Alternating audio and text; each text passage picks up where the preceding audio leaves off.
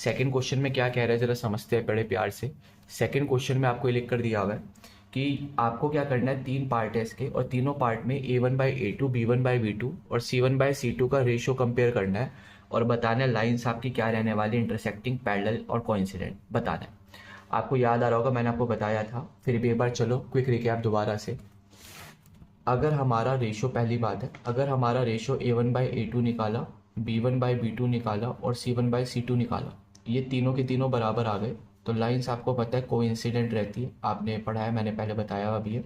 साथ साथ many solution निकल कर आते और अगर सॉल्यूशन आ रही है तो हम इसको क्या बोलते हैं, कंसिस्टेंट बोलते हैं, अगर आपने ध्यान दिया। दूसरे पर आओ। दूसरी बात की अगर बात करूँ तो अगर आपने A1/A2 निकाला, B1/B2 निकाला और C1/C2 भी निकाला और तीनों बराबर नहीं आ रहे या शुरू के दो बराबर नहीं आ रहे, तीसरा बराबर आ रहे, तब भी यूनिक सॉल्यूशन का केस बनता है। यूनिक सॉल्यूशन के साथ साथ आपको पता है लाइंस आपकी कैसी रहती है, इंटरसेक्टिंग रहती है। और अगर एक भी सॉल्यूशन आ रहा है तो आप उसको क्या बोलते हो, कंसिस्टेंट बोलते हो।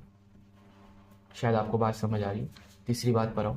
तीसरी बात हमने पढ़ी थी कि अगर A1/A2 निकाला, साथ में B1/B2 निकाला, साथ में C1/C2 निकाला, ये तीनों ही बराबर आ रहे हैं पर इसमें से पहले वाला बराबर है, सॉरी हाँ पहले वाला बराबर है, दूसरा वाला बराबर नहीं है, तो आपको पता है लाइंस आपकी कैसी आएंगी, पैरेलल आएंगी। इसमें मेरे बच्चे कोई भी हमारा सॉल्यूशन आने वाला नहीं है, ये हमने पढ़ा था। और अगर एक भी सॉल्यूशन नहीं है तो इसको हम क्या बोलेंगे, इनकंसिस्टेंट बोलेंगे, अगर आपको याद आ रहा हो। तो ये सारी बातें हमने कर ली थी अगर आपने ध्यान दिया हो। तो अब हम क्या करेंगे, इसी के बिहाफ पर क्वेश्चन लगाने की कोशिश करते, देखिएगा। तो जैसे कि इसमें पहला क्वेश्चन दिया हुआ है, पहला पार्ट है, इसमें लिखा हुआ है 5x है, माइनस का 4y है, प्लस का 8 बराबर का 0 है।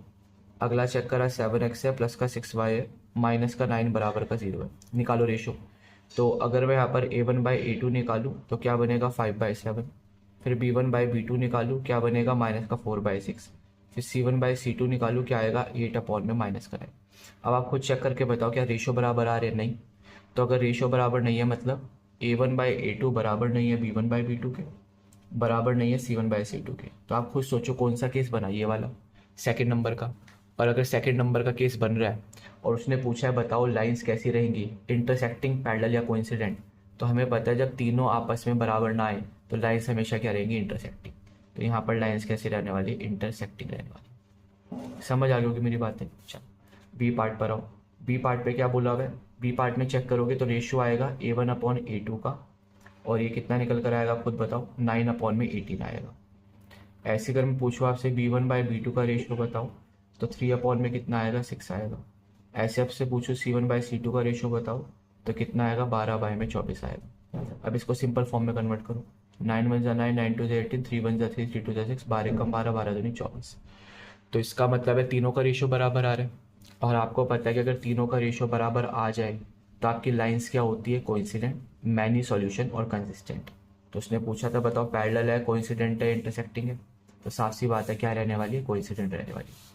तो हम कहेंगे यहाँ पर कि भाई A1/A2 का रेशियो बराबर आ गया B1/B2 का रेशियो, बराबर आ गया C1/C2 का रेशियो। तो लाइंस आपस में कैसे रहेंगी, कोइंसिडेंट रहेंगी। समझ गए होंगे मेरी बात। चलो किसी के थर्ड पार्ट पर आओ। थर्ड पार्ट आप ऐसे तो खुद भी लगा सकते हैं बट फिर भी चलो एक बार देख लेते हैं।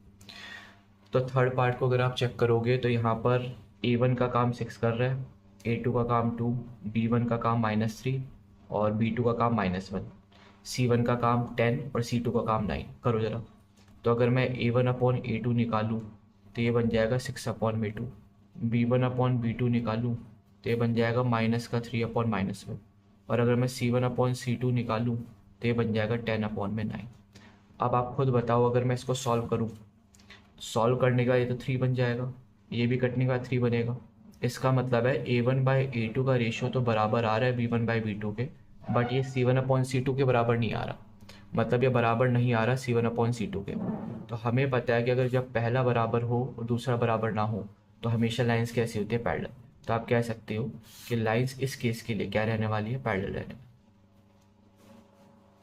वाली है।